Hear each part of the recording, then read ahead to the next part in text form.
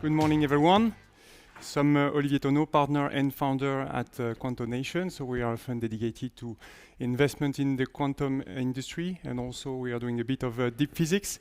We've been around for 5 years, so I think it's time to get a few lessons from that, and also post a few ideas for how it could evolve in the next years. First, a broad view of the financing ecosystem in quantum. So it's been a very dynamic sector. As you see, it's only been growing. There has been a bit of a difficulty. So on the top hand right, you can see private investment. So essentially VC deals in quantum. There has been a bit of a slowdown. Now you have to be careful with these figures because there are a lot of cutoff effects. Some very large deals, 500 millions or more, have happened either in December each year or in January the other year. So it changes. It would change quite a bit the story depending on when you announce it. But if you look at the tendency and the trend, it's growing steadily. It has been for a year, and we believe it's going to continue. If you compare investment in quantum, which is roughly 2 billion per year private investment, to investment in AI, I think we are far from there, and there is still a very large potential for increase. If you look at the market, that's a second chart on the right. It is estimated that quantum computing is roughly 800 to 1 billion market, mainly proof of concept and also early sales of machines. So it's about half-half, and also growing steadily, 20-25% per year. Now, also interesting, the last one is the fact that there is now a quantum plan or quantum strategy in almost all developed countries in the world. The funding is tens of billions over several years, and it has been increasing steadily as well. So a very dynamic financing landscape. Now, a question about timing. The question we ask ourselves as an investor is, when is the right time? So it is difficult to say when the market is going to peak. For example, we expected that quantum communications would go big 3 to 4 years ago. It is starting to peak now, so it has been a bit of a lag time.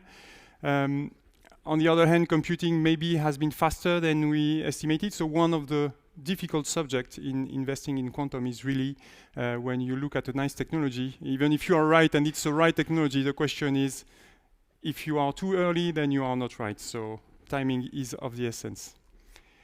This is us. So we are now a team of 8 people investing, plus a few interns going. So we've been 3 people for most of our 5 years, and the team has grown in the last year. Our specificity is that we have 3 quantum physicists in the team, which is very important because otherwise it's very difficult to assess the companies and the roadmap of the companies we are investing in. So we are currently managing 165 million. We have invested in roughly 30 companies. Investing in all segments of quantum technology, so communications, computing, sensing. We also invest in what we call deep physics, so not strictly using entanglement and superposition, but coming from the same lab, and also very disruptive technologies. We are not shy of investing in hardware, and actually Fund 1 was pretty much about investing in hardware. Here are the companies in which we have invested. And Fund 2, we believe, is going, well, you can find this on our website if you no need to take all the pictures. It's important to build the machines. And I think Fund 1 and the last 5 years have been about building all the hardware. And we believe that now that the machines are there, they are starting to work, they are starting to be efficient. We are coming into the era where it will be more driven towards application. So those are the companies, as you see. We are very narrow focused, but we are investing worldwide. The interest with being a fund is that you don't have to take just one bet on one technology, and as you can see, we are betting on several platforms, and we believe that they can complement themselves. We are not yet at the stage where we believe there is a winner take it all, but as maybe Jean-Philippe mentioned, there are some things that will be good for ions, some other problems that will be good to tackle with atoms or photons. So which is why we believe it has an interest. We invest in several technologies.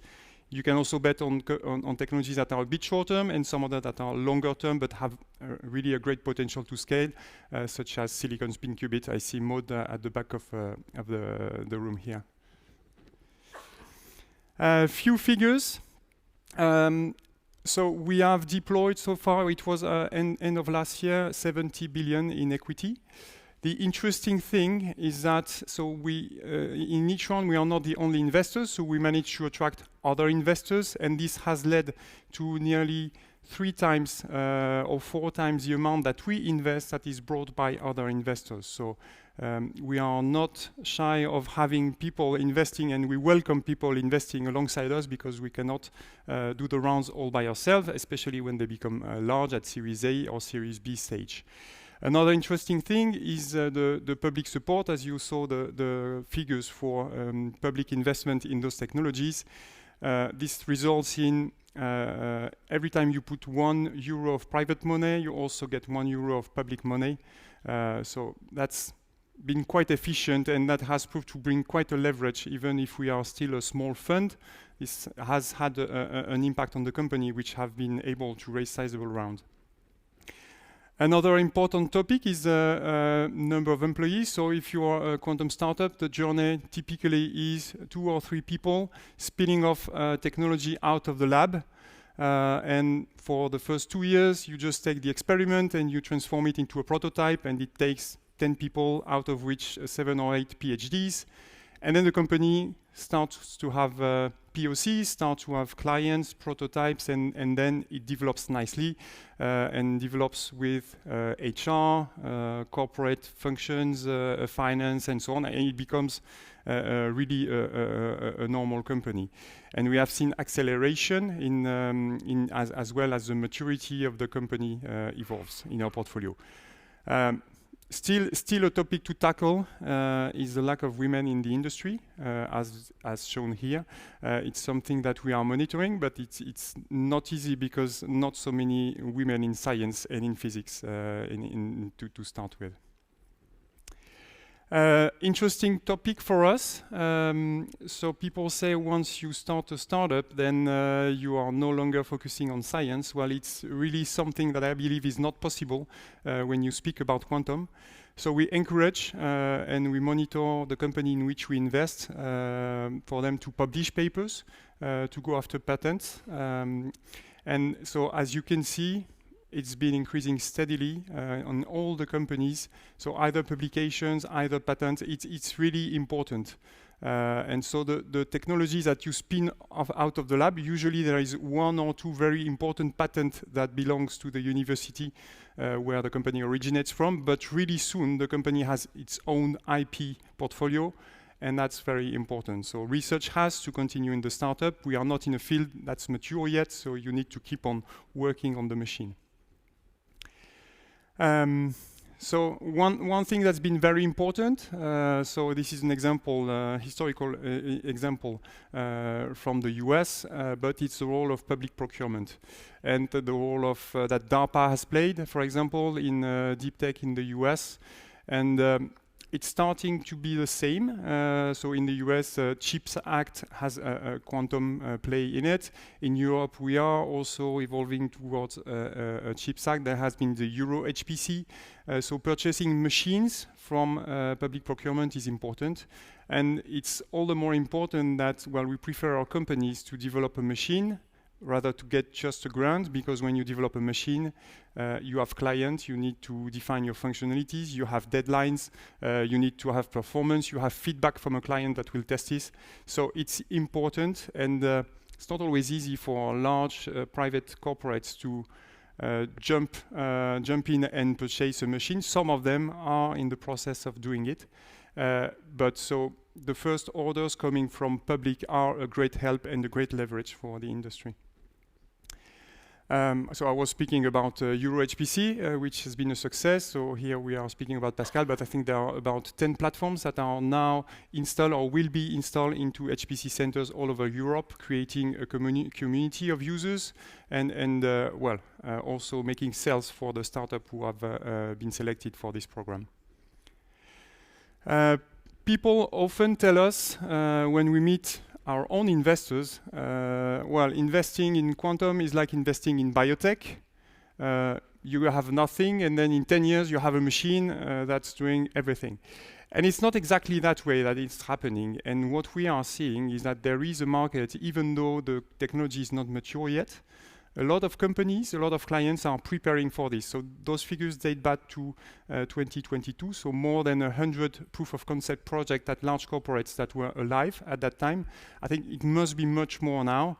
But it shows that even though we have not yet reached a practical advantage for quantum computation in the industry, still the large corporates are preparing for it. They are assembling team, they are testing product, doing proof of concept. And this results in having already a market. Even though we can do better, the machines can do better, we are already selling machines, and we are already trying to solve problems in the industry with those machines. One thing that we believe, and this is the section where this is more the idea of how we see the industry evolving. It's hard to make a quantum startup. It's hard because the technology is hard, it can take time, so it's difficult to do that on your own. And we often say, unlike in digital, you cannot create a quantum startup in your garage with your laptop. So it requires a whole ecosystem. So when we talk about ecosystem, we mean academia, because of course those companies are all, 95% of the companies we've invested in are coming from the best universities in the world and result from 10 or 15 years of research. And it's difficult to start a company from scratch if you don't have that, if you don't have a lab to rely on. You need to have incentive from the government because it's a long-term play, it's a long-term vision. You need to have clients who starts to get interested in the technology. So people like, I don't know, Airbus, BASF, the large corporates of the world. You need to have some money, fuel, of course, investors. You need to have some people, I don't know, the companies working in IT who will bring those technologies to their clients. And of course, you need to have some end users. And if you don't have all those ingredients, it's going to be very difficult because every time one piece is going to miss. So we believe very much in ecosystem, and that's something we are working actively on. So one announcement that we've made in November is we are working on the concept of a quantum studio. So the idea is to help to have a structure, professional structure with a team that will help transition project from university and from the lab into true companies.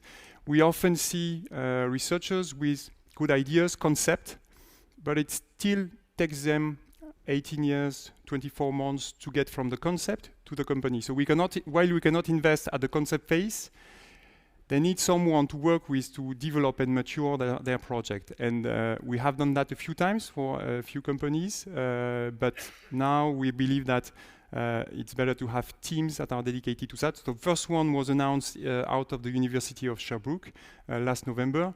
We are working on a similar concept in France.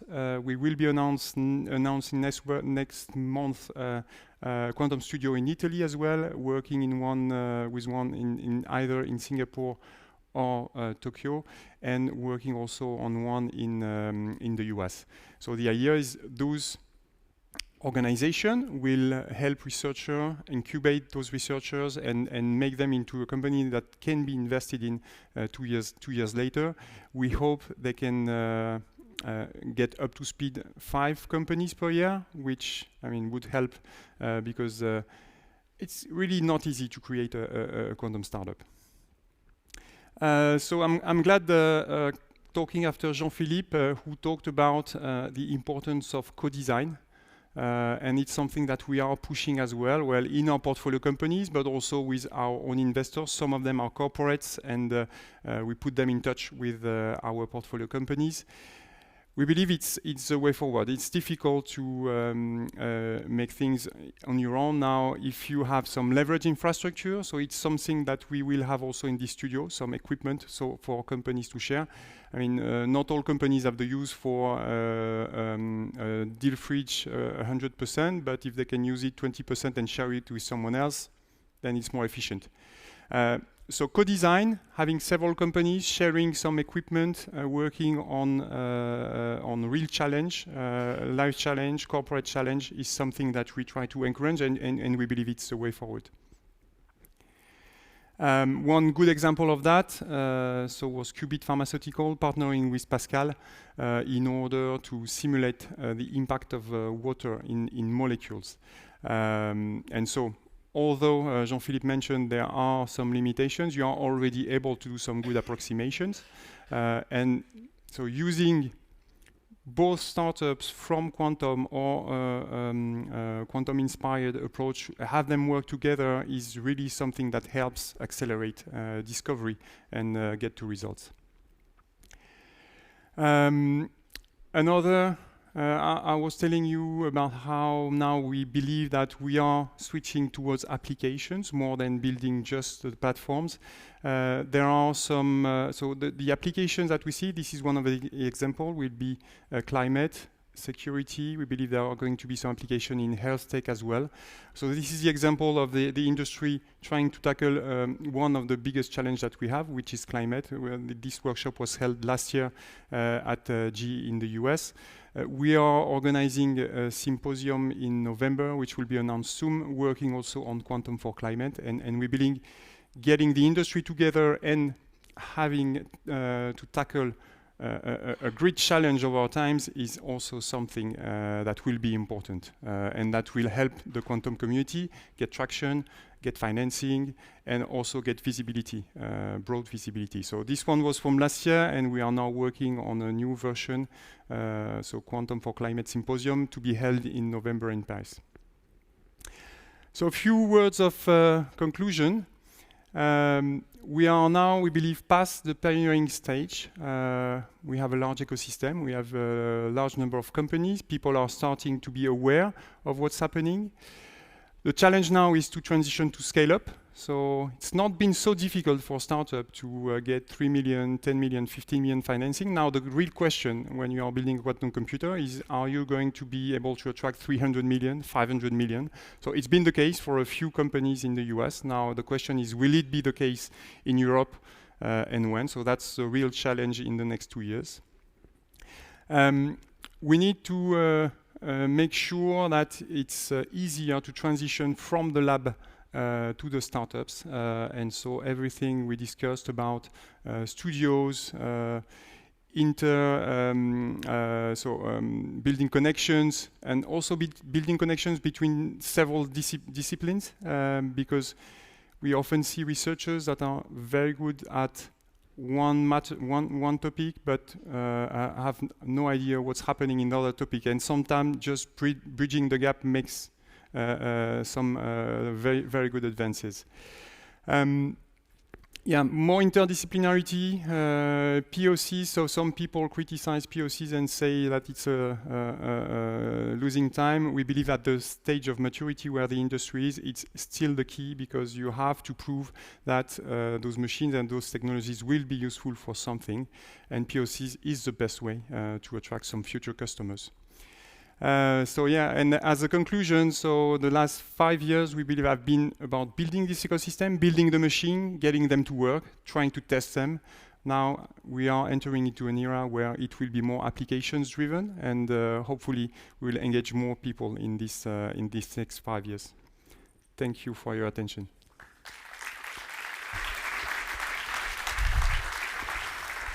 Thank you, Olivier. We have time for a question or two. Sure. First, do you see the rate of new startups forming? Is that accelerating or decelerating? So it has been very strong. It's pretty much, we have seen very linked to the public incentives. For example, when we looked at Germany in 2019, there was a handful of startups, not more than 5. Mm-hmm. There has been a strong effort from DLR. 3 years after, there is 40 companies, and still the wave is still creating. So I think there is a very strong incentive from governments. National plans are very important, and they really have an impact. Now, the reason why we are working on this studio concept is because we think it's not going fast enough. And we think there are some barriers when a researcher or PhD wants to create his company. He needs to be coached, he needs to have a whole organization around, and that's why we are working on those quantum studios, because we believe that there could be more companies created. Okay, one last question. You so mainly have focused on investing in hardware. Your last bullet point was turning more towards applications. Any advice for, being related to QCware, a software company, what should we be doing or could we be doing different to better engage with investors and hardware providers, et cetera? So it's been difficult for us to invest in software because, well, in the first place, if you don't have the machines to run your software on and to prove that it's useful, then it's not easy, which is why you have to build the machines first. Now, there has been some very nice concept, and Qubit Pharmaceutical is a good example of that, where you can run on classical and then transition later to quantum, which is interesting. You can also use emulators, which is also a way to do it. But I think now the machines are there. Well, when we are saying the machines are there, it's not exactly true, because you have to be aware that there is a scarcity of machines. I think the number of quantum computers that are that can be used by software companies worldwide is maybe 30 or 40 computers, so it's still a very small number. It will grow, hopefully. But no, I think the software company, they have to show that they can be useful to corporates. If they show that they can tackle some useful cases, then they will get interest and traction from corporate, and then in turn they will get some runtime on the machines.